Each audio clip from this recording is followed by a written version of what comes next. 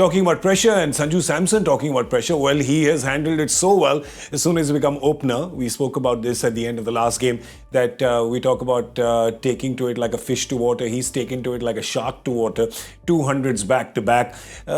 That innings last time, a 200 plus strike rate century, when you score, you know your team is going to end up winning more than losing when you have an innings like that.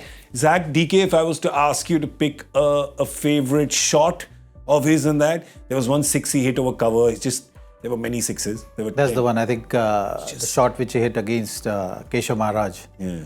That was some shot, because he was not in position to play that shot. He was way away. DK will explain it better.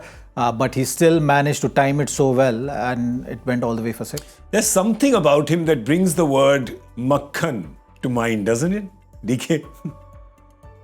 I think it's a very apt adjective to use, even though Makhan is not an adjective, because of the way he hits sixes with very minimal effort, Gaurav. That's why you feel that way. Yeah. And if you go through his process and you speak to the guy, the one thing is obvious. Where he likes to practice a lot is in Nagpur, at the Royals Academy, where he goes and spends a lot of time, hits a million balls, and he's made a lot of his technical changes, which is very suited to playing this format, which is trying to have a wider base when you're looking to hit the ball, his hands going as straight, going through the line of the ball, and he focused a lot on six hitting. That's why you see the positions he gets into, and the shot that Zach chose, a very good shot, because he stepped out to Keshav Maharaj, missed the length of the ball. Actually, Keshav Maharaj did brilliantly to beat him in the air, but still held his position and just waited on the shot and hit him over covers. Now that tells you a man who, when he misses the length, doesn't panic. He's able to hold that extra second. It's a very tough skill to have, but he does it very well, and that's what makes him so special.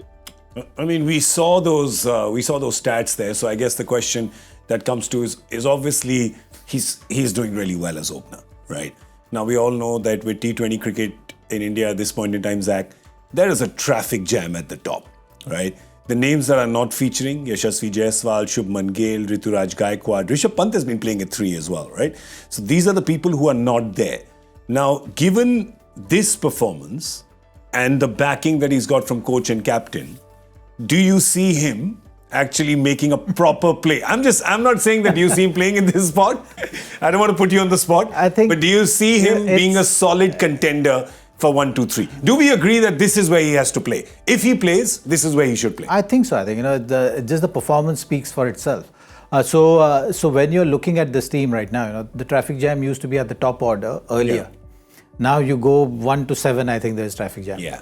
And that's the very positive sign for Indian cricket at this stage. So people are ready when they're coming at this level, and they're making it even tougher now for the other guys who've already been playing. Yeah.